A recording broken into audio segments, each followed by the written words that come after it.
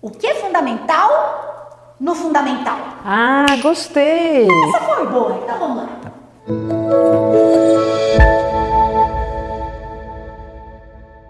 Olá, mestras e mestres queridos. Hoje estamos aqui com a professora Laura Leonardo, que ela é formada pela USP e pós-graduada pela Unicamp, em língua portuguesa na USP e produção textual pela Unicamp.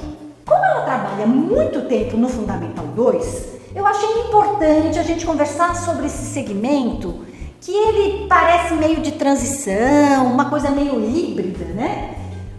Todos os segmentos nas escolas, eles têm especificações.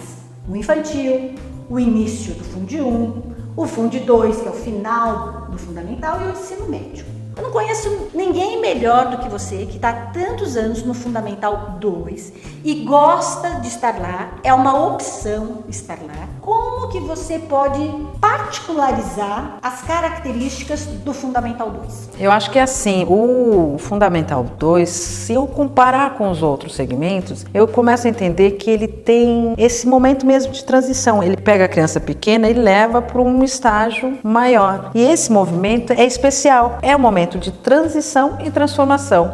Ele vem de um jeito e sai de outro, completamente diferente ou pelo menos mais amadurecido. E a grande responsabilidade desse professor que atua no Fundamental 2, porque essa transformação tanto pode ser para o bem como para o perdido na vida quando vai para o ensino médio.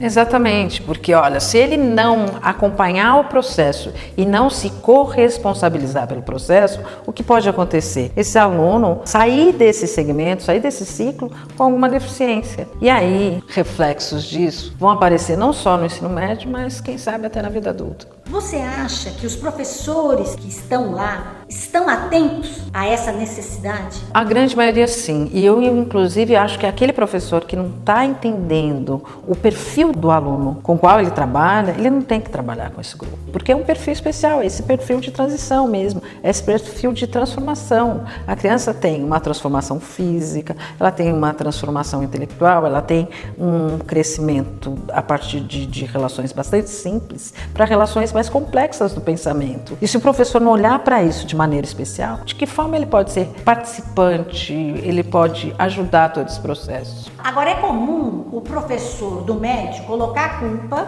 no professor do Fundamental 2. Em que medida isso é verdade ou não é verdade? Todo o processo do aluno na escola, ele tem vários percursos. Fundamental 2 é o ciclo do procedimento. Se ele trouxer ou desenvolver com o aluno procedimentos básicos que vão ajudar nessa transição, nessa ampliação que se dá, nessa abstração do pensamento, com certeza esse aluno vai ser muito melhor quando for para o ensino médio. Então, se você for eleger uma palavra-chave no Fundamental 2, seria procedimento? Procedimento. Ele precisa saber dialogar bem com os textos que ele lê, ele precisa escrever com maior competência e habilidade, ele precisa organizar exercícios, trabalhar com dados, ele tem que saber dialogar com tudo que está à sua volta e que esse professor, conhecendo o perfil do aluno que tem, consegue fornecer e consegue ver esse desenvolvimento acontecendo à medida que as aulas também acontecem. Por que um professor que está se formando hoje deveria optar por ser um professor do Fundamental 2? Qual é o ganho? Você consegue ver o aluno se desenvolvendo em cada uma das suas habilidades de uma forma muito pontual. Você é um coadjuvante nesse processo e com um olhar atento, observador, inclusive com amparo, um apoio nos momentos significativos, esse aluno cresce e você fica meio que pasmando, olhando, puxa, que bom, ele se tornou muito melhor do que ele era quando eu o conheci. É muito especial. É como na poesia, quando se tem aquela epifania. Isso acontece o tempo todo. O aluno fala, então é isso. Nossa, que legal. E aí você vê aquilo e fala, puxa, de alguma forma eu estou ali. nessa descoberta. Isso é muito bom. Né? Essa estupefação, essa epifania já não acontece tanto no ensino médio. Então, os professores que gostam de trabalhar com ensino médio, eles não devem ter visualizado tantas vezes esses momentos. Né? Me parece que acontecem mais no Fundamental 2. Sim, inclusive o próprio aluno reconhece. Muitas vezes eles chegam para mim e falam: poxa, Laura, eu aprendi muito com você.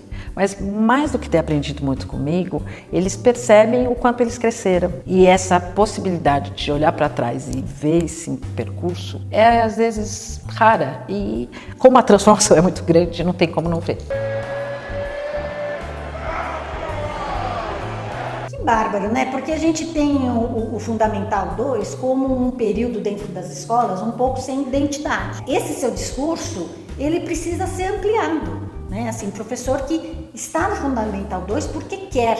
Porque o que eu já visualizei, já presenciei muito em escolas, é o professor que está no Fundamental 2 porque ele não conseguiu a vaga no ensino médio.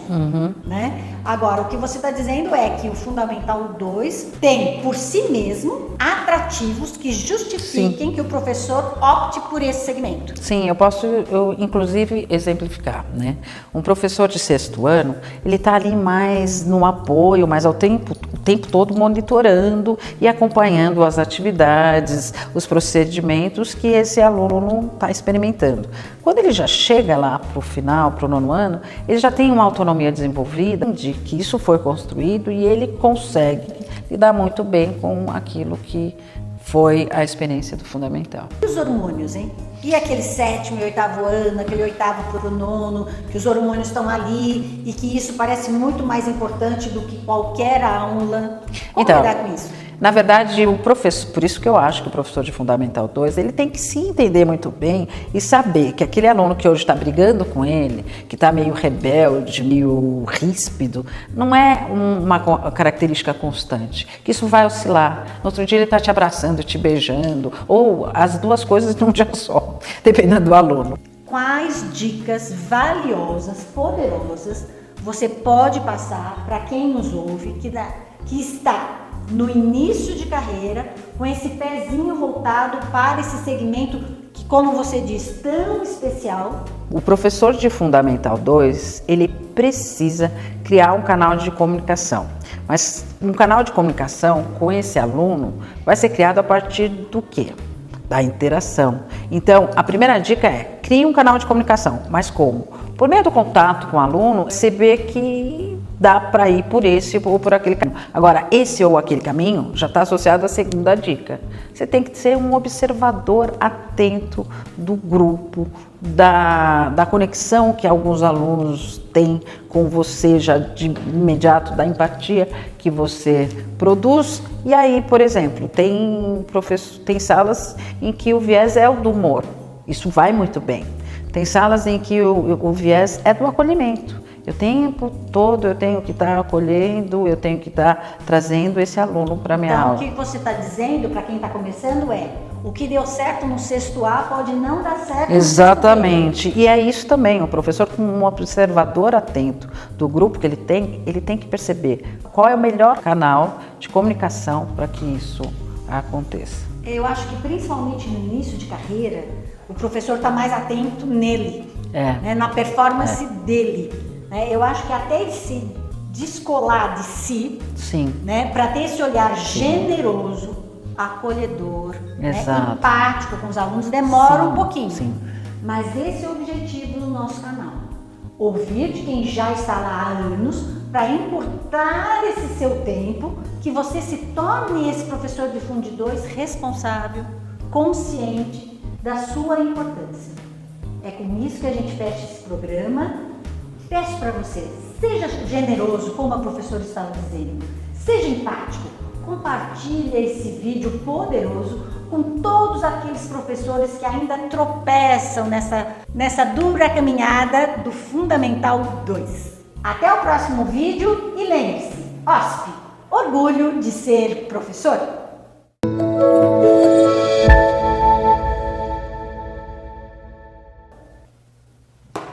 Achei que ela fosse me dar umas porradas com esse negócio aí. Não, ou que ela ia me dar.